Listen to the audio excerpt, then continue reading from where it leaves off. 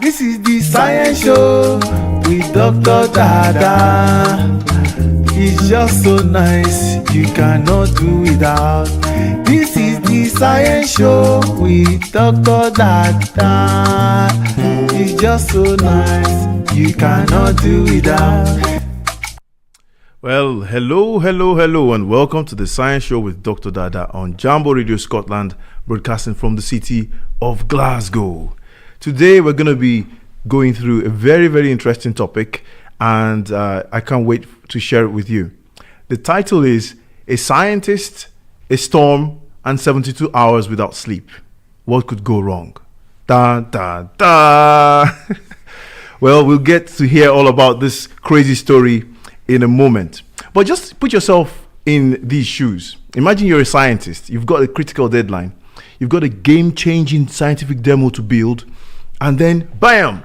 A storm strikes. Storm Éowyn. It grounds your transatlantic flights, and your ceiling caves in, and you find yourself on this crazy 72-hour sleep-deprived mission to make everything work, to make it all happen.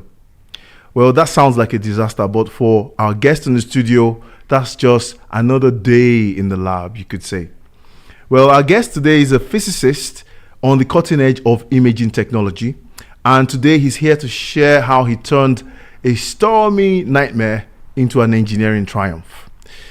We're going to introduce who it is in a moment, but buckle up because this is going to be wild. This is going to be a wild story. Well, this is the Science Show with Dr. Dada, and we're, as we said, broadcasting live from the city of Glasgow. And we'd like to take this opportunity to shout out to our sponsors, the IOP, the EPSRC, and of course, we'd like to shout out to University of Glasgow as well, where I work there as a lecturer in optics and quantum technology. And don't forget, you can catch the show, you can listen to us on DAB. So wherever you are, in the car or wherever else you may be, if you have a digital radio, you can enjoy the show, and you can listen to us also on jamboradio.co.uk, as well as on our app, on the app stores, the various app stores. Also, episodes are uploaded to our YouTube channel, and you can catch us there. We're also live on YouTube, so if you have access to YouTube, you can get us and watch us in full color as well. So, without further ado, let's hear this story. But first, let's introduce our guest. Well, our guest today is none other than Dr. Peter Mekhail, also known as Simon. And we're so happy to have you in the studio with us today. Welcome. Just really happy to be here. Thanks for having me. Yeah, it's great. We're really in for a treat today, I can tell you that. So, Peter is a distinguished researcher, and he's specializing in low-light imaging, in quantum imaging, endoscopy, fiber communication, compressive sensing, image reconstruction, and machine learning. See? So I told you you're in for a treat. He's really, really very technically competent. And he currently holds the positions of Leverhulme Early Career Fellow and Lord Kelvin Adam Smith Research Fellow at the University of Glasgow. So really, really good to have you here. So let's start from the beginning. We'd like to get to know you a little bit. Sure. So what was your early life like? Where were you born? And did you always have a curiosity for science? And how did you develop that later on? Let's start with where were you born and what was your early life like? Yeah, so it's a mess of an early life, I guess. I often get the question, where are you from? And I answer it with pass. I was born in England, so actually in some ways coming home a little bit. I was born in Portsmouth, but I lived in Colchester till I was about 3.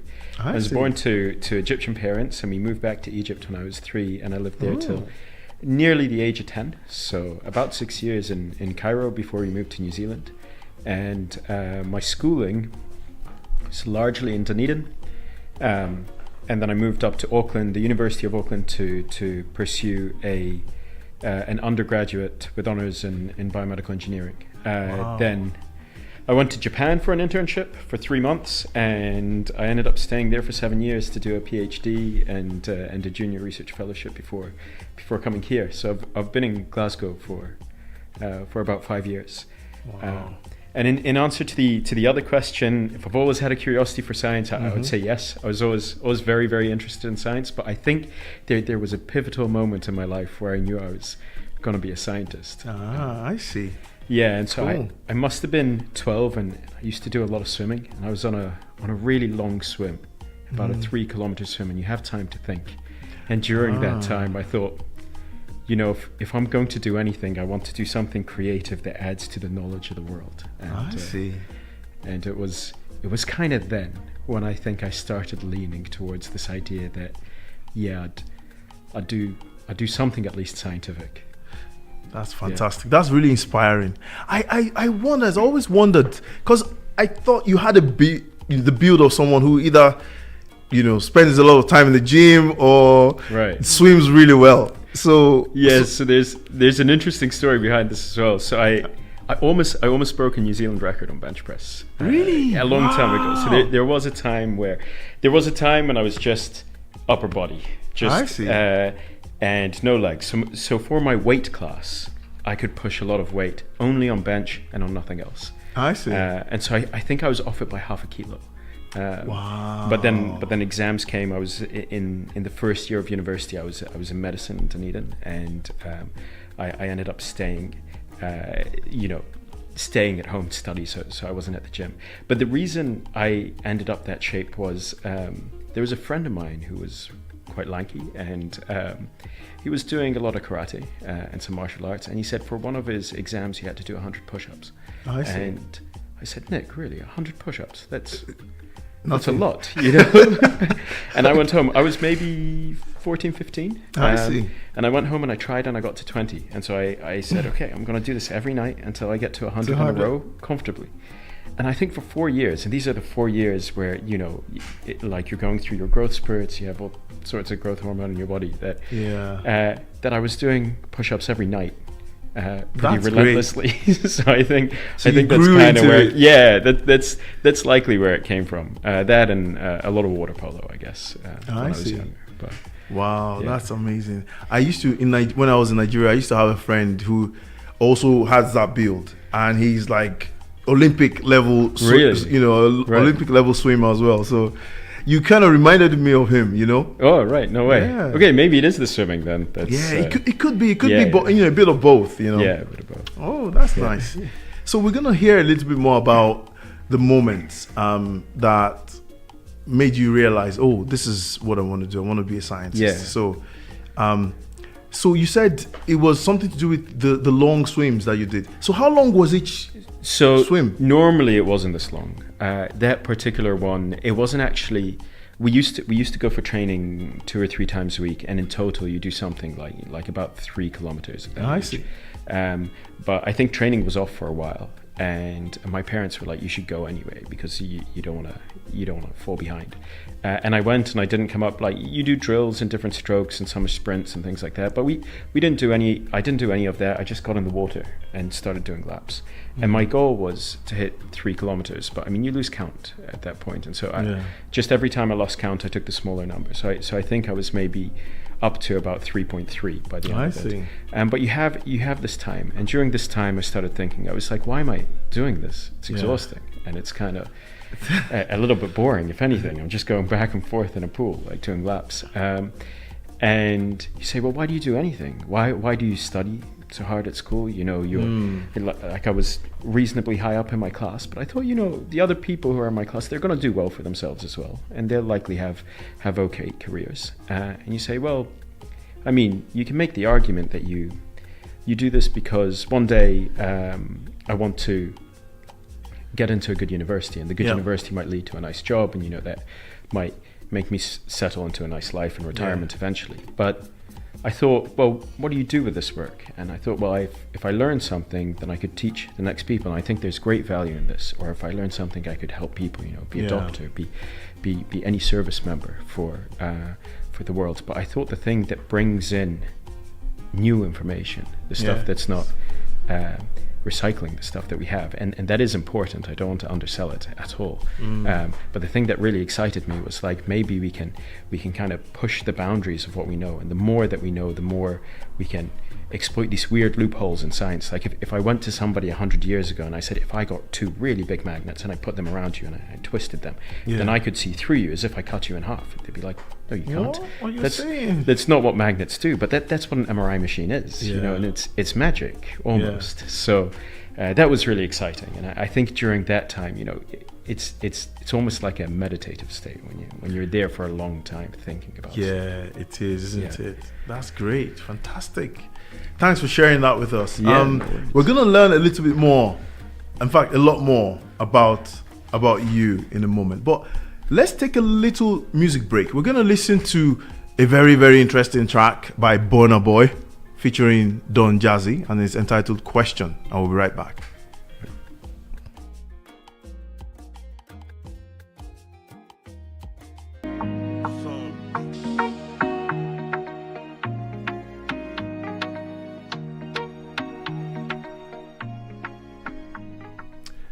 Well, that was So by Kabusa Oriental Choir. And before that, we heard a little bit of Question by Burna Boy featuring Ed Sheeran. And this is the Science Show with Dr. Dada, broadcasting live from Glasgow. And we're loving what we're discussing here today because it's really, really interesting science, interesting engineering as well. And we have a delightful guest here today. And Peter, is once again really nice to have you here. And we'll just continue our discussion about just getting to know you a little bit better. And this time we want to learn a little bit about your work. Right. So your work is obviously at the cutting edge of imaging technology. But before we dive into that, could you just tell us what drew you specifically into this field? So it was actually a bit of an accidental thing. There were lots of things I was interested in, and there still are. Every aspect of science is exciting, But I had a supervisor who he wasn't my supervisor. He was a co-supervisor for me in the end. But he commissioned a lab that would hire me as a PhD student. I see. To make a implantable endoscope into a mouse brain. And wow. they were really interested in looking at the effects of Parkinson's disease. So Parkinson's disease, it's old. It's about 200 years old. But the mechanism by which it happens is a bit unknown. Something goes wrong in the brain, it doesn't respond to dopamine, and they want to know about that. Yeah. Now, normally you use mice models to do this, but they have tiny brains, about the size of my pinky. And you can imagine that if I want to use an endoscope to see something deep inside that brain, then it will be very damaging for the mouse, so to speak. Which, even from a selfish perspective, is terrible for me if I want my data. So they said, well, we want to make something smaller than the blood vessel spacing in a mouse's brains, which is about 200 micrometers. I think 1/5 of a millimeter, kind of getting very close to the width of a hair. And so if you were to go home and you were to tear out your internet box and look for the fiber inside there, that's eventually something that we settled on. It's a single multimode fiber, which is 125 micrometers, so it is the width of a hair, which you can snake between these blood vessels and go deep enough into the brain so that you can see what the cells are doing and relate that to how the mouse is moving for this Parkinson's research. And so because I had started in medicine and biomedical engineering, and I also was a big fan of, doing math and the engineering side of the biomedical engineering, my physics supervisor said, well, we're commissioned by this neuroscience group to make them this device. Would you like to come on and help us with it? It's kind of half in either side, a bit like you. And I said, yeah, sure, I'll try. And since then I've kind of been very caught up with this, well, how can I image through the smallest possible hole that I can create? What's the limit? How small can I go, kind of thing. So yeah, that's roughly where it started, and it's largely the direction it's continuing in as well. I mean, there's a lot to do around the space. That's fantastic. Not many people get to have that continuity in the research. It's true. You know, with postdocs, and sometimes you just get turned away from Right. a line. Yeah. So it's really nice to be able Yeah. to do that, isn't it? Well, it's the common theme. There were branches that we went into that were a bit different. There was a little bit in cold atoms. I did some of the low light imaging and the sub camera noise floor. So it's imagine you want to take a picture with a camera, but the light is so dim that the noise on the camera, just the background, is larger than the light that you're collecting. So you know, doing some type of clever imaging around this so that you can extract this data is sort of some things that we did on the side. But the overarching underlying theme that's through my work is this imaging through really tiny endoscopes. Fantastic. And see how far you've come. We're going to learn a little bit more about that as we go along. So the other thing I wanted to ask you is, before we move on and forget, outside of the lab, you kind of hinted at it already, but you know, what do you love to do for fun? Do you have any hobbies or unexpected passions that people might be surprised to learn about? Yeah, so when I'm not spending nearly 84 hours straight in the lab, yes, which does happen sometimes, as you'll come to know, there's been a lot of travel, a lot of it largely actually for work, but that means that you can kind of go and get to see other places, and because you end up with this international network, you actually end up seeing friends wherever you go, and so there's a lot with that, but largely my hobbies would be around sport. So I did try going back to water polo recently. I joined practice with the Glasgow Uni team, and the first 5 minutes went great. I was swimming circles around them, but if you want to feel old, like, play a sport that you played when you were 20 with 20-year-olds because they don't get tired. But I think now more things like football, rock climbing, you know, this kind of thing, they're really great, or going on some cycles to nowhere with friends as well. That's nice. It's kind of a good time. Fantastic. Good. And out of curiosity, how many press-ups did you get to, like your peak? At my peak? Yeah. So I did get to 100 comfortably. Wow. But I've never tried to go until I failed. I see. So once I got to 100, I've never pushed beyond it. I see. So, and actually it was a very quiet, the first time I got it, it was a very quiet success. It was kind of like after years of trying. I see. I got to 100 and I was like, yep. And then that was it. I went to bed. That's fantastic. Yeah, which is wild. After, you know, you've been pursuing this goal for years, it's just kind of. Yeah, that's a good goal. I might go for it. You know, go try it. it. Yeah, I don't think I can do it now, but I mean, maybe it won't be too far off. Yeah, it comes back quickly. Yeah, it does. It does, doesn't it? So, as we said, you know, in the beginning, we're talking about a scientist, a storm, and 72 hours without sleep. What could go wrong? So we're going to get into that story now. And please feel free to chip in if you'd like to call. The number to call is 0141 530 2787. That's 0141 530 2787. And you can, you know, tell us about your experiences. Perhaps you've done something crazy for work, or if you're a scientist, for science. What's the longest you've gone without sleep? And what's the most challenging thing you've done for work? Did you think it was worth it? And, you know, so on. So feel free to call and share your experiences with us as well.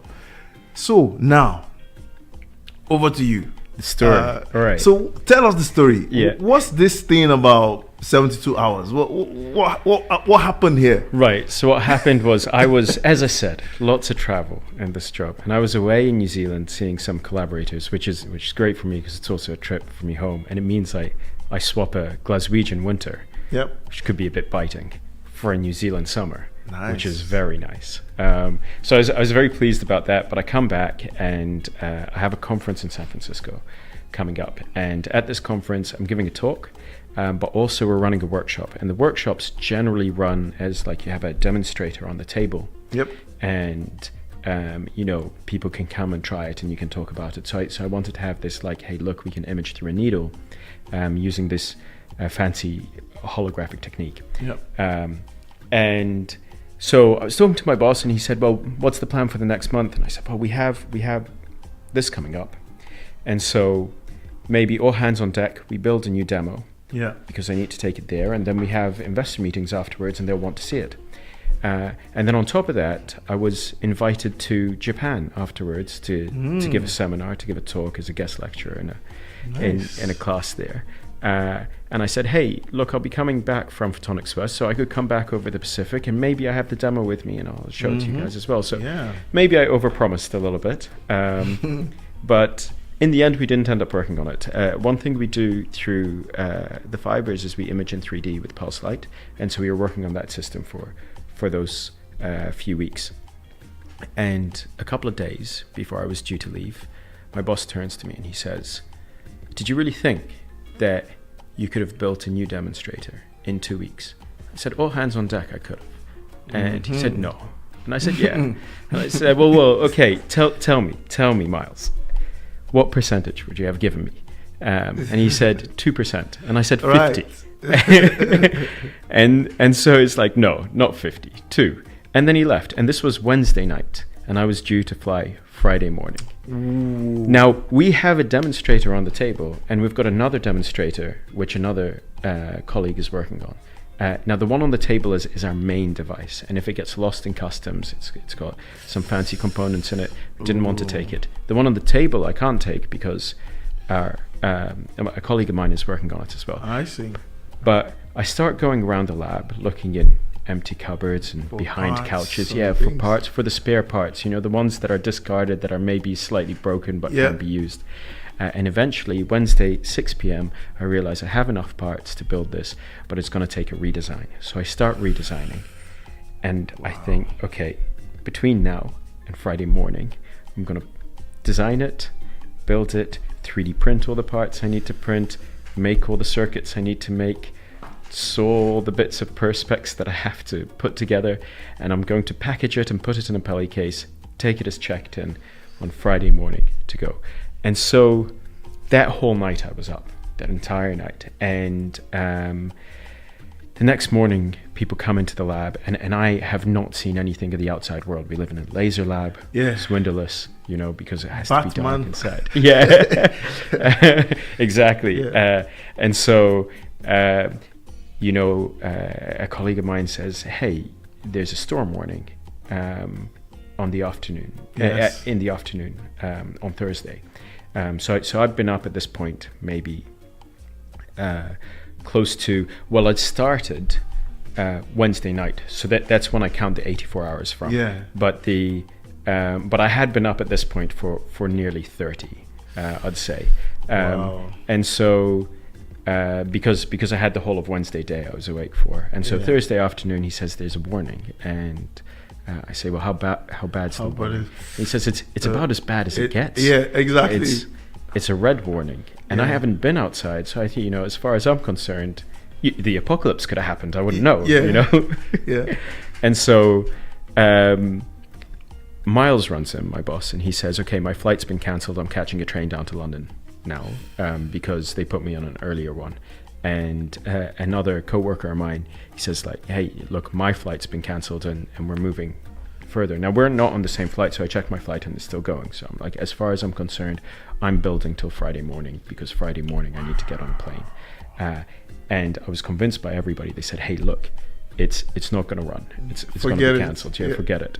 So I continue, and come Friday evening, I eventually get a message from the airline, and they say, hey, your flight's been cancelled. We put you on one on Saturday at noon. And I said, okay, that's fine. I keep working until 2 a.m, which is this is a godsend, because I wasn't ready, for sure. It was hard. 2 weeks was tough. 2 days really tough. So 2 a.m, I head home and get up on Friday, and the storm is going pretty strongly, and we look across. We're on the top floor, and we look across at the building across from us, and we notice, they've lost some tiles from their roof. Oh dear. And we say, well, we hope we haven't lost any tiles from our roof. But as the day progresses, the rain starts coming through our ceiling, and so you put some buckets under it. And you're like, okay, maybe. Yeah, maybe we lost a couple of tiles as well. And I go back into the lab, and as I'm going, so I go in the afternoon after the main brunt of the storm is kind of dissipated a little bit. Yeah. Go back into the lab, and the main road, Sabayer's road, is shut because of flying debris. Tiles of people's roofs falling onto the road, and a few that are around it. Eventually, I get back in. I start working on things, and it's strange when you're in this state, when you've been working for so long. Yes. There are things that you don't expect hurt that do, like your feet, because you've been standing for so long. Yeah. But my hands as well. Like, look, in the process of doing this, there's electronics, there's soldering, there's a lot of cutting, a lot of screwing things, probably. And so I had stabbed myself, electrocuted myself, and burnt myself. But the thing that really hurt was the using a screwdriver. Yes. I kind of bruised my hands and my fingertips from all the unscrewing and screwing the tiny parts and trying to fit wires into the right places. Yeah. And I can relate. Really? Oh yeah. So you have a similar story to this? Well, yeah. There's so many. Stories, right. Years of postdocs. Right. All these kinds of. Well, it does happen. It does happen. And so. But it does. I mean, so it's nice to know I'm not the only one, but it does eventually, wear you down a little bit. It does. So I finish and I package everything up about 10. I run downstairs, take a shower, and a friend of mine comes to grab me in the car, and we sprint to the airport. I grab my bag. Wow. We get to the airport. I don't check in online because now I have 2 bags, so I have to see the desk. And this was on me. Maybe it was the shower. Maybe I should have just gotten on the plane a bit smelly. But I was gonna ask, when did you? Because normally when I want to travel, I need some time to just get none organized. Of that. Yeah. Oh no! Wow. Not this time. Yeah. Not this time at all. So. Wow. So we get to the airport, and I get to the desk, and the desk is shut. And I realize, with this extra check-in, I can't just head up and show my boarding pass like I normally do. Like, this is a bit of a problem. So I call the agency that's booked it, and in the mayhem of the storm, they assumed the reason I missed this flight was, they've been doing lots of rebookings for people, and they actually booked me on another flight, no extra cost. Which, see. So it was the next morning, and the thing is, I'd packaged everything, but I hadn't tested any of it. I was like, I'm going to test it when I get to San Francisco. I'm going to write the code to run it when I get to San Francisco. The main thing is I need the hardware to be put together. So I come back, and I'm exhausted at this stage. So I take a nap, get up, late afternoon, and I decide I'm going to take it out. I'm going to test it on our coffee table. Yeah. And I'm sitting there with my flatmate who's up late with me, and I'm testing it, and things aren't working. So I turn to him and I say, hey, he also is a physicist. And so I say, hey, do you have an oscilloscope? Long shot. He doesn't, but that's understandable. Neither do I. Who does? And I was like, maybe a voltmeter. That one's a bit more sensible. Yeah. Or even an LED. I need something to know that this works. And he says, well, I don't, but I have some glasses, and they have a light on them, and when you charge them, a red LED comes on. And I say, sure, that'll work. And so he gives me that, and I take the charger from my headphones, and I cut it. Right. I plug it into the thing, and I take the 2 exposed wires, and I say, here, hold these to these 2 prongs. Yeah. I'm going to write some code to find out if my data acquisition card is talking to the laptop. So I write some code, and if I can turn the LED on and off, I know the 2 are connected because it's not showing up at all on. Wow. In the serial communication tab. And so it does work, but for some reason the back half of it isn't communicating. So that was a good catch.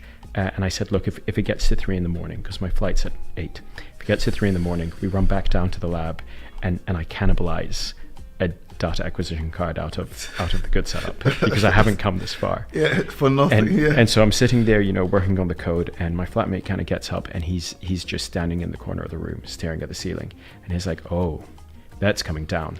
Oh no! And I said, "I don't think it's coming down." He's like, "No, can you see the sag? And it's tiny." Okay, it's let's keep that as a cliffhanger. Yeah, we'll hear about what happened next after the next music break. and it's again by Kabusa Oriental Choir, and it's Soweto this time. We'll be right back.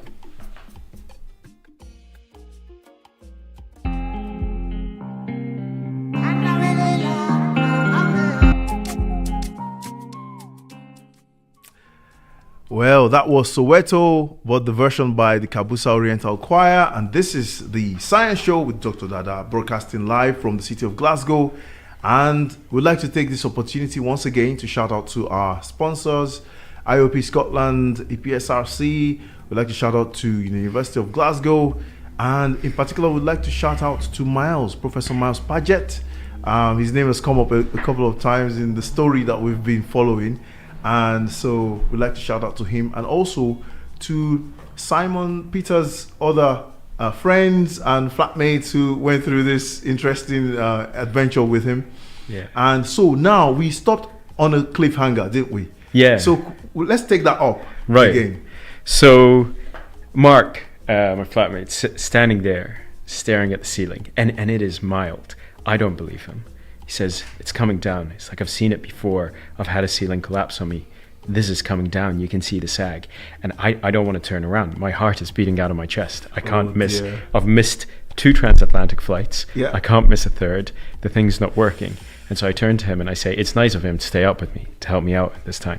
And I turn to him and I say, let's run down to the Ark. We're going to get a new card. So we run down. How do you get to the Ark at that time? We just run. Just dear. run. So we were in North Kelvin side, so it's not so far away. Yeah, but it's just. But at that time. Yeah, that time. Yeah, 3 a.m. So you know, and we open the old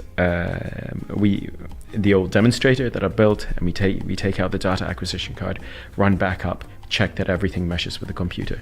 It does. I screw everything back together, and my other flatmate Matthew, he gives me a ride to the airport at 6 a.m. And so this time I had checked in because, you know, I called the agency and I said, look, you know, things have changed. I need a second bag because we're taking that. And now the hurdle of customs and knowing that I haven't written any of the programs to make it work. I don't know if it does work. I just know everything connects. Yeah. And so the hurdle of customs, the hurdles of getting there, the hurdles of, you know, this programming, they're now very present. And I eventually get on the plane and Mark messages me and he's like, out of the woods. And I said, maybe out of the woods. Our flight is delayed. They seem to be frantic about something. It's like, oh, what's that? And say, I don't know. And then I said, oh, it seems they've lost somebody's bags. And he's like, oh, okay, that's a bit of a shame. And I was like, it's me. They've lost my bag. And I was... Oh dear. Wow. I tell him about it and is like, you know, well, what are you going to do? And eventually they find it and everything's fine and we get on the plane. And right as we take off, the ceiling comes down. And so it was lucky, it was amazing that Mark had called it so much earlier. Yeah. Because we'd moved all the furniture. Good. Like he got me to get up and help him move the furniture to the other corner of the room, and the ceiling just collapses. Oh, and that must be so messy. They've just barely fixed it now, and this was in January. So wow. So it's been 2 months, I think, of, you know, you have to fix the roof, then the ceiling, then the floor that it destroyed, and then half the wall, like, you know, so it's been a mess. But he messaged me and he said, imagine we run to the Ark at 3 a.m. to get that data acquisition card, and the ceiling comes down then instead, with your setup open underneath the part. Yeah, exactly. Wow. And I said, if that happens, I would take the L. Like, I would have been handed... I tried. Yeah, like I was handed too many hurdles here. I go and in my hotel room start writing the code, and for the first time I see it working in a different continent, which that's nice. That's a milestone. That's a milestone. And we got it to the workshop, everything worked fine. The people loved it in Japan. They stayed 2 hours after the talk to play with it. And then it ended up being, because it was so portable, it ended up being the main demo that we show off to investors when they come. And so, they were very impressed with it, even though it's made from spare parts. And it's the reason it's not here today is because it's stuttering a little bit. And so it's on an operating table. Let's have a look. I think we have a picture of it, don't we? Do you? Yeah, let's have a look at the picture of Peter with the device. At least a version of it. There could be. There was a picture of you standing with it, during the visit. Right. So that's an earlier version. Yeah. That's a version that it doesn't quite work. It was more for show, but that is the precursor to the one that does work now. I see. And actually, in that photo, you see all three generations. In the banner in the background, there's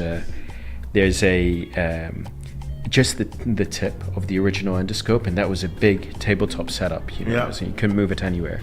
And then afterwards, the one on the table that's in front of me is version 2, which is made with all the fancy components, but isn't terribly usable. And the one in my hand is what became version 3, even though the one in my hand at the time, we were in the process of getting it to work. Wow. Yeah. It's so impressive. And it would be nice, could you tell us a little bit about endoscopy? So endoscope, versus traditional cameras, what's the difference? Just sure. For those of us who maybe are completely new to what these devices actually do. Yeah, so let me, because this is quite different from a traditional endoscope. So a traditional camera, you have an array of pixels, and you have a lens in front of them that maps every pixel to a point in the real world. And so it just collects a camera. And what you might say is like, well, if I want to see through a long tube, then it's hard for me to focus through that tube with a normal lens. So what I could do is I could put a series of lots of small lenses down at the end of the tube, and then keep my camera at the other end, and it maps a point on my pixel to a point in the real world at the end of this tube. And that's generally how traditional endoscopes work, and they're about the size of your pinky. And if you want to go smaller, then you run into a bit of trouble. But there was this idea that if you know that a single fiber can transmit a point of light. So for example, you want to watch Netflix, there's a guy at Netflix turning the light on and off really quickly, sending you ones and zeros.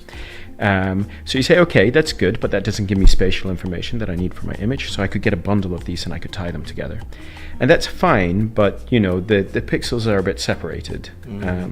And if you want to get smaller, then you might draw this down, squeeze more in and bring them closer together. Make them smaller, bring them closer together. But after some time you notice like one pixel tunnels into the next and the image starts to scramble. And if you keep going, because your hubris knows no bounds, then eventually you end up with infinitely many, infinitely densely packed, infinitely small cores. And you just have one big core. And so, well, you played yourself. You have one core now. So what's that? One pixel, one bit of information? It's like, well, no, the information's all still there, but you've also hit the maximum scrambling. So you could think of the light traveling down a multimode fiber, which is the type of fiber you might get your internet through. Some of it goes like this, some of it bounces up and down, some of it goes in a spiraling pattern. And so, the light delays itself a little bit, and the field that you put in, the optical field that you put in, or your image that you put in, doesn't look anything like it does at the other end. And so what we do is we use holography, and holography is called holography because it's a holistic. You don't just map the amplitude, you also map the phase, so the shape of the light.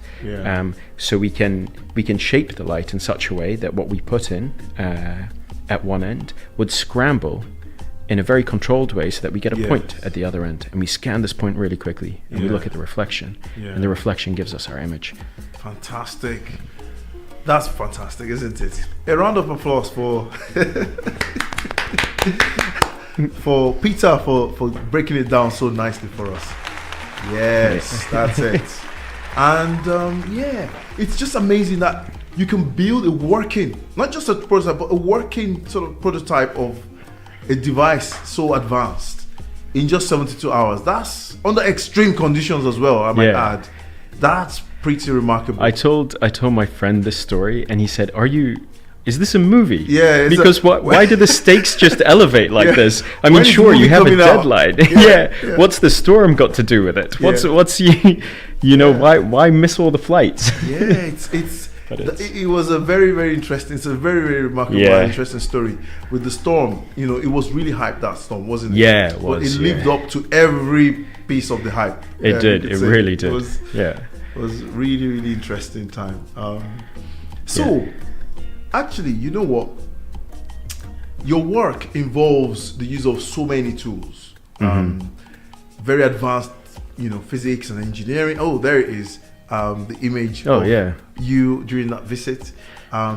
So what kind of tools, just briefly, what kind of tools, techniques, you know, software, what kind of things do you use on a daily basis? Right.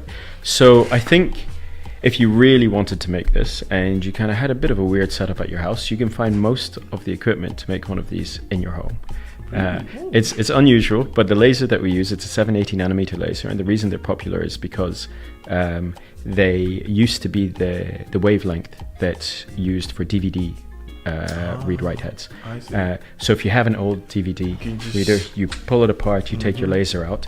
I mean, you might need something with optical components. The thing that lets us do this holography is a DMD, which stands for a digital micromirror device, which is a lot of hundreds of thousands of mirrors that flip on and off. And you can find one of these in a projector, a modern day projector.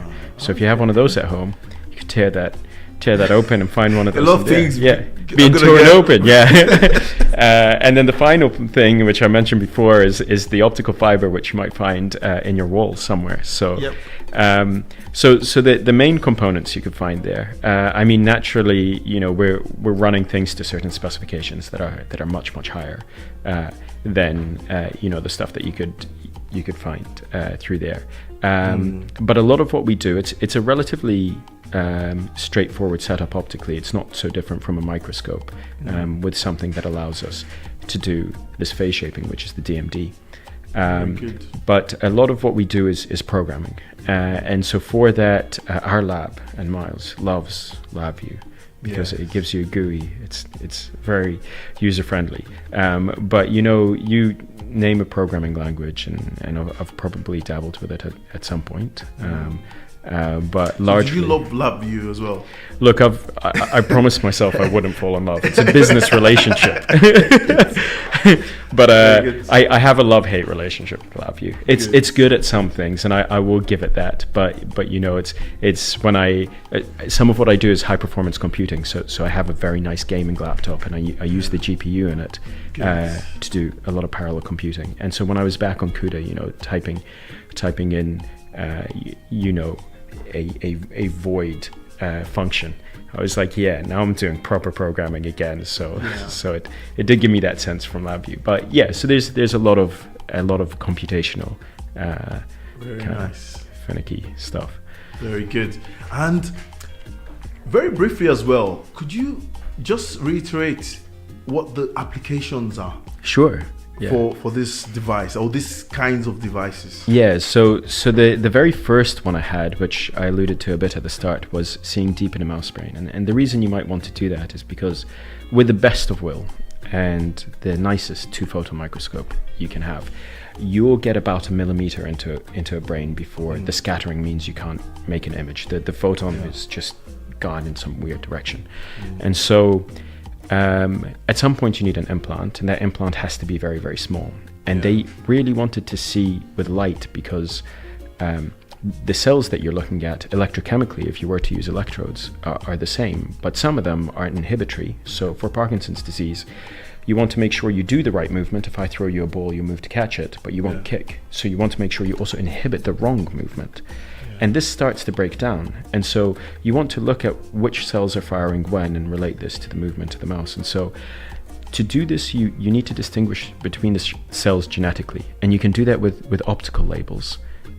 Quite hard to do it with electrical labels. I don't know if you can, as far as I'm aware. And so they were very interested in looking through a hair-thin endoscope optically. Some other places were, you know, if you want to go very deep in the lungs, the real estate for a catheter that's going down in the lungs to do some type of drug delivery and biopsy, the real estate for an imaging system is tiny. So you know, they said, well, we want something very, very small. Very small. Yeah, Yes. and so and there are a number of applications when you start saying, well, we're going to bring 3D into it, which is something that we did using pulsed light. So if you know the speed of light, you send out a pulse and you time it, and you see how long it takes to come back, and that gives you a 3D image through the needle. Fantastic. And to think it all happens at video rate as well. It's That's 7 remarkable. hertz, yeah. Yes, I mean, there's so much we can learn, but I'm afraid it's drawing close to the end of the show, as I promised. So I know what's coming. Yes, so now what we're going to do is we're going to have a little wrap. Our STEM wrap of the week is going to be very, very interesting. I can assure you. So I've been on Rhyme Zone all morning because I heard you do this to your guests. Yes. So do you want me to go first? So there's this rap by Adetunmise. Shout out to Adetunmise and co. And it was a rap about jollof rice. Right. And fufu. And African food and whatever, what have you. Yeah. And what I've done is I've sort of written a little modification of that rap. Yeah. And changed it into a rap about photons and quantum and stuff. Yeah. So do you want to go first with a little rap, and then I can go with this later? Like, look, I'm easy. If we have a coin, we flip it, and oh, I don't have a coin on me. So why don't you go first? Right. All right. Yeah? Let's do it. Let's put it on. All right. So DJ, hit us with the with the beat. All right. Just gotta wait for the drums. Yes. Modes travel in fibers in complex ways. To fix it with holograms offset with a blaze. While you measure amplitude, I got the phase. And the DMD scans through this fiber maze. Now the helium neon is starting to lace. To send your praise all days for this latest craze. Be shocked and be amazed at the image displays. Through the needle is thin, we control the rays. And the phase delays, cause it's all the same. If you focus in the Fourier or conjugate plane. Now this refrain, cause there's one more name in this laser game. It's Dr Dada. I want to thank the host who can boast the most for giving me this post. Comes to imaging, he's got the ghost, but that's ghost not phantom. It's quantum. Yay! That was the P on the mic. Yeah, that was nice. That was really, really, really, really nice. Okay, is that an original? That's I just came up with it. All right. My managers will speak to you later. Really? Maybe we can get that released, So great. So I'll go with this one. I'll do the Adetunmise version, and then I'll do the quantum version. I'll see how it goes. All right. So once again, DJ, let's go.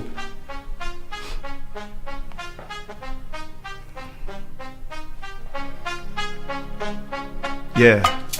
You're backing up the wrong tree. Fufu is on me. Come to mine at 8:30. You want it to become too late. Oh yeah, check it. Check the rice. Don't you know it's a special rice? It's also called jollof rice. Yay! You burnt the stew. What are we going to eat the rice with? Are we going to eat it with food? Off. Turn the cooker off before you burn the jollof. Turn the cooker off before you burn the jollof. Listen, don't bring me beans. You can eat the beans in your mother's house.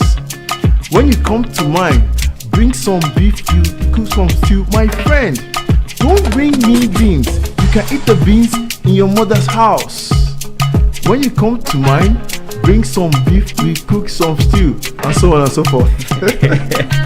So that was Adekadi's version. So this one is going to be the quantum version. Thank you very much. Thank you. So let's listen to the quantum version. So let's back it up. Yeah. Okay, let's go. You are backing up the wrong tree. Quantum keys on me. Come to mine at 8:30. You want it to become too late. Oh yeah, check it. Check the light. Don't you know it's a special light? It's also called entangled light. Yay! You block the beam. What are we going to see the photons with? Are we going to see through electrons? Turn the laser off before you burn the detector.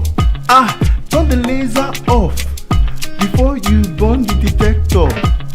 Don't bring bright beams. You can use them beams in your old lab. When you come to mine, bring some qubits we run Bell test. My friend, when you come to my lab, bring some qubits we run Bell test. And so on and so forth. Yeah. Yeah. So, well, that's all time will allow us to go through today on the Science Show with Dr. Dada. We hope you had fun with us. We definitely did. And it was nice to have Simon Peter Mekhail with us in the lab. In the lab. Yeah, well, we're always in the lab, aren't we? Always in the lab. In the studio today. And with that, we would like to thank all our sponsors and all our listeners. And that's next time we'll see you from us. Good night. Good night.